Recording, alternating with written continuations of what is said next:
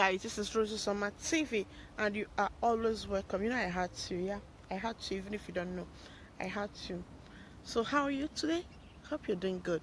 Now, this video I want to make is for daddies, yeah, and daddies and mommies too, yeah, daddies and mommy. Actually, the mothers actually have a very great role to play in this particular video I want to show, yeah. You know, in the world, not just Africa, but it's mostly in Africa. In the world, in Africa, you find out that the children are always attached to their mothers than to their dad. You will hear, my mom is my backbone. As many celebrities that they have celebrated, that people have talked about, that have celebrated, they always say, oh, my mom sacrificed this for me, oh, my mom did this for me, oh, my mom did this for me. And you never hear, my dad did this for me. Now it's difficult. Even if three people come out to give a testimony, at least two, and if let me say, if five people come, maybe four is what my dad did, what my mom did for me, then one will be what my dad did for me. So sorry. So now let's break it down.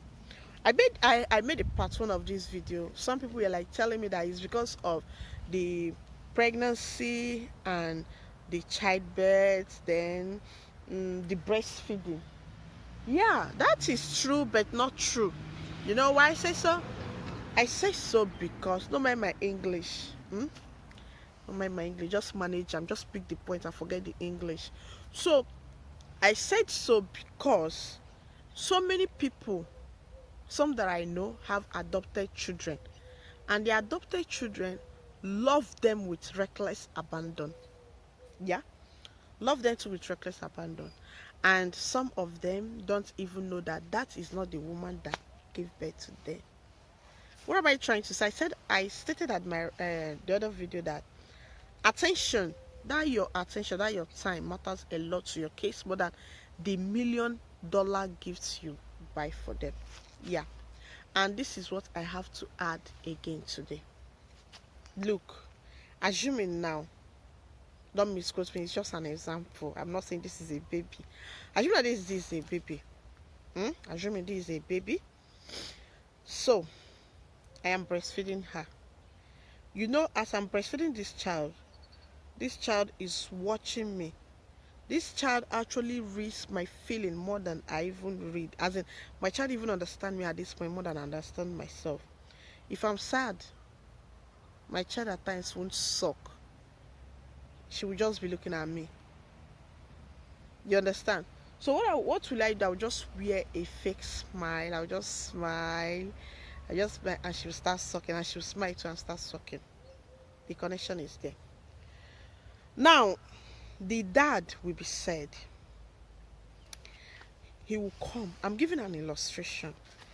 The man will come and we hide his feeling that he's okay. He'll just be so. Maybe when he's sad, he will only tell me, the wife, that Nesio, today get a CB. I'm not just happy. You understand? So it's not my duty now to just tell the children, leave daddy alone. Daddy is not happy. These kids don't know this point, that I'm actually telling them not to go to their dad because their dad is not happy. What they know, that mommy said dad needs his privacy. So with that, they have seen that daddy is too busy for them. Now, the mom are with the children. The children, and you know, women, we always share our worries with our children. And the children will see where the mom always sacrifice for them. The mom will do this one, the mom will do that. Then the dad always on our trego, will be looking for money for the family expenses without creating time for the children. Now the children are bonding with the mom and they're not bonding with the dad. So what is my solution to this? My solution to this is, men, make out that time. Not always it's only your wife that you tell. No, carry your pikin come when something is disturbing you, and say, "Ne." If you say, I went to shop today, I went to work today, I strolled today. if you see what happened, let that child fall to your chest and tell you, Dad, you're so sorry, it's going to be all right.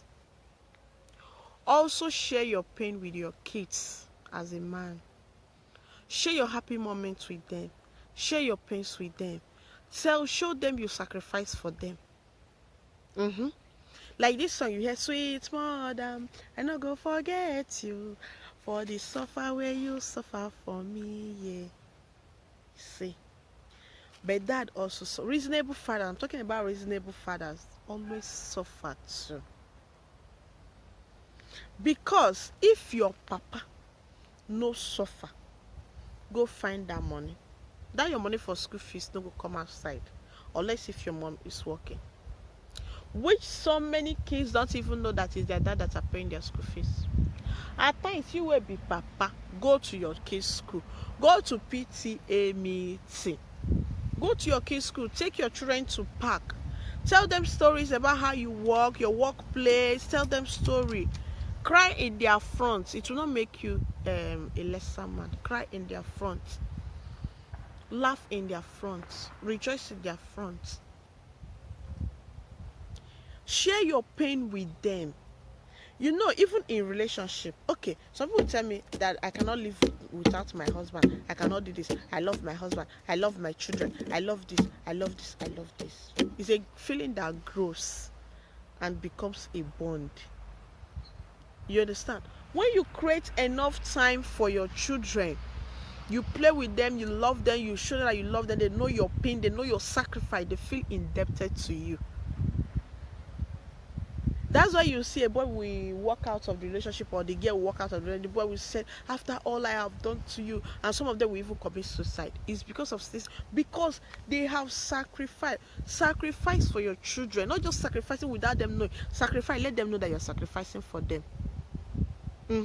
Change their diaper. Let them know that you are sacrificing for them. At times, school, we women too is still forced to us. You know, the way marriage is broken. This a relationship. The relationship now, they last past marriage. You marry today, you divorce tomorrow. So very soon now, even some mother, I don't know whether I go join, will not be advising their children. It's better you have baby mama and have your peace of mind. That in the long run you go and collect your kids. Just take care of your kids and all that, because even in this Europe country that I am, you will see people that will be dating from childhood till when they are ready to marry. They will marry today, tomorrow they will divorce. But you see some that will not go and do any marriage. That marriage will last till old age. So I don't get it. So what am I trying to say? Mothers, don't do that. This work is for man, this work is for woman. Show your children equal these days. Nobody want hear when again. Show your children equal. If this one they wash plates, maybe the other one they tongue, and if this one they tongue, maybe the other one they wash plates. So that tomorrow you will not, you know, what you are actually suffering in your own marriage is as a product of what your mother-in-law gave to your son. And if you are enjoying your marriage, is as a product of what your mother-in-law also deposits in your son, in her son. You get? So you, if you want that kind of a peaceful marriage, a marriage of tolerance, that your son that you have, train him. Not that you say, if you help your wife to cook, you are less a man. If you wash clothes, you are less a man. You wash plates, you are less a man. The house chores is for the woman. Bible no right and say house chores not for anybody. Marriage is a partnership something. It's not a slavery something. You now, because you gave birth, you now be at home. Your husband will now go to work. After the whole work, he will now come back. You say, you will now sit down and be waiting for your husband to go and cook. And after cooking, you will now open your mouth and be eating it. You don't get conscience, so that is wickedness. We are partners. Nobody is a slave to each other.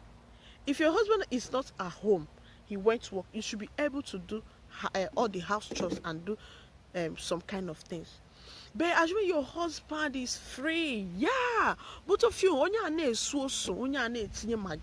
that is the way it's supposed to be. Marriage is never a slave something, it's a companion something. Yeah, I'm still little, but from what I read on social media and what I see that is happening, I come to find out that marriage that, so many people are praying for their mother-in-law because of the kind of son that she raised. And so many people are always, any day that they wake up from sleep, they are insulting their mother-in-law because of the monster she raised as a son. You get? So you see some, they will say, I am a man. In my father's house, in my mother's house, my father don't used to do anything. Me and my brothers, it's just to sit down and watch TV. That is our work. It's only the woman that will work, that will do this one, that will do this one. The person is doing it though.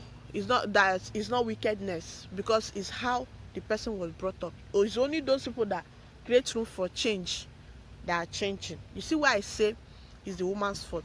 Those your boys, those your girls, treat them equally, so that another woman will not cry because of your carelessness tomorrow.